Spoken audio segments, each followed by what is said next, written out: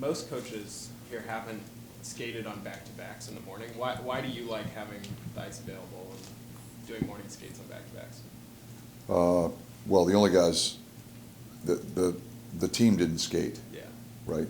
So this was a unique circumstance where we're playing a home and home, where we're away in the Tri-City area, and then coming back to the city. So logistically, it's a little bit of a challenge for our team and how we wanted to handle it, what we thought was best for the group. This morning was more about meetings and preparation for the game tonight than it was about ice. Berard, just do you think he's going to be in the lineup tonight? And if so, what are you hoping to see from him? Well, everybody in the lineup will be a game time decision, Fair. as you know. Fair. But I think you guys are aware of what he brings to our team. He's a real good energy guy. He's great in the puck pursuit game. He can really skate. He's got a little bit of physicality to him. He brings a lot of juice. He brings energy, enthusiasm. That's the type of player that he is. He's got a real good motor, and I think he's a disruptive player. He's good on the forecheck. He makes it hard on our, on the D, on the breakouts, things of that nature. He can disrupt plays, create turnovers, and opportunity presents itself because of it. When he's quick, he can skate. Mike, I don't, typically when teams are going through this type of transition, and you're moving guys, right? It happens, I guess, closer to the deadline. This is a different year, obviously, with the Olympics, but you got 30 games left. I mean, I don't know that there's a blueprint for how to handle this. So what is your philosophy on how to handle this, especially when you consider the fact that you don't have your starting goalie and your top defenseman either?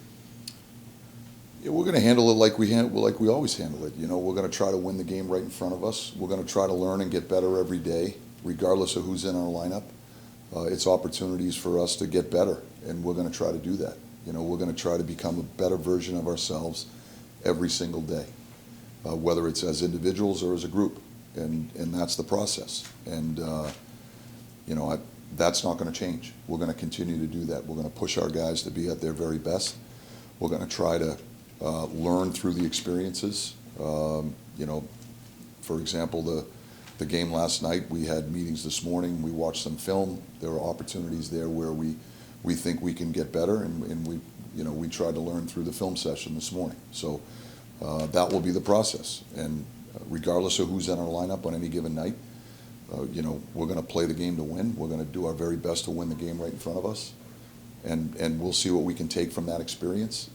And if we can all become a better version of ourselves each and every day, then we're going to accomplish what we set out to do. And that's, we've got a lot of young guys that are getting opportunities in the lineup, that have an opportunity to grow, develop, get better, show what they can do, things of that nature.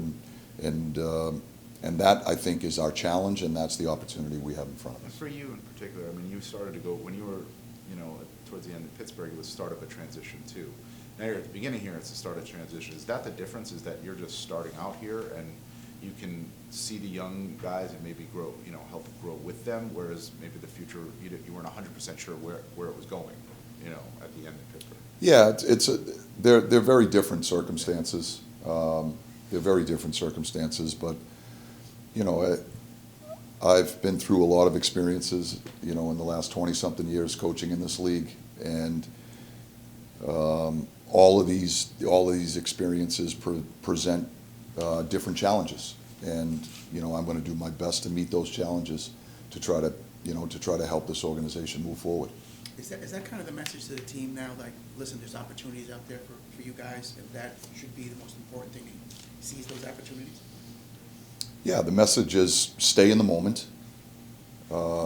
Make sure that we don't get ahead of ourselves. Let's stay in the moment. Let's focus on the game in front of us. Let's try to bring our best efforts, control what we can, and we're going to push ourselves to be at our very best each and every day. That's the opportunity that we have. I think the players are well aware that there's opportunities with some of the people we have out of our lineup. It's given a lot of guys opportunities to play more prominent roles, and and those types of opportunities, they're not always available for players. So it's an opportunity for everybody to maximize, you know, the circumstance here. And, you know, that we should bring a level of enthusiasm to what we do every day. And that's what we're trying to do. Can you also maybe try different things that you maybe wouldn't have under different circumstances and experiment a little bit from where you're sitting? Yeah, maybe. I mean, you know, we're going to try to win. And, you know, but we'll explore our lineup for sure. And we'll move people around. We already have. And we'll continue to do so based on what we see and, you know, where we think we can put players in positions to be successful and give them an opportunity to play to their strengths. And so that's what we're trying to do. You know, Gabe Perreault's a perfect example right now, you know, in the opportunity he's getting in the position that he's in. But he's not the only one. There's a number of them. So, you know, we're going to continue to, you know, try to get to know this group even more so than we know them now. We'll continue to assess, and we'll continue to learn and grow together as a group, and that's what we're going to try to do. Last night you mentioned the penalties, the 3 successive ones as the turning point in the game. I'm curious, were you more frustrated with the calls themselves or the discipline of your players? Both. Both, okay. Yeah, both. I mean, apparently 3 guys can jump on somebody, and it's not a penalty, I guess. Yeah. So, both. Yeah. That being said, what's the key again tonight then? Is it just be more disciplined? What's the key tonight? Yeah, I mean, discipline's required in this game to have success in all of its forms, whether it's discipline in the details of the game, you know, predictability on the defensive side of the puck, knowing your job and doing your job requires discipline. But it's also making sure you check with your legs and not your stick. You understand situational play so that we don't put ourselves in vulnerable positions. So I think discipline in all of its forms is required to have success in this game. And we've got to do a better job in that area. You've mentioned it before, like this team has been through a lot over the last several weeks. Is there any chance they could get a positive bump by getting Fox or Igor back in one of these last couple of games before the break? Well, anytime you get any of those types of Yeah. players back in your lineup, it for sure gives the team a positive boost. There's no doubt about that. You know, those 2 guys are, you know, they're elite players. You know, they're difficult players to replace. Are they close to playing, you think? You know, they're on the ice right now. They're getting closer. The last one. With Panarin yesterday, when did you find out that he wasn't going to be playing? I don't know that I want to share kind of the details of how that whole thing unfolded. You know, I don't think it's in anybody's best interest to, you know, to have that conversation. But we'll just, you know, I communicate with Chris consistently throughout the course of the day and days. We'll continue to do that, and we'll work together to make, you know, the best decisions for our organization.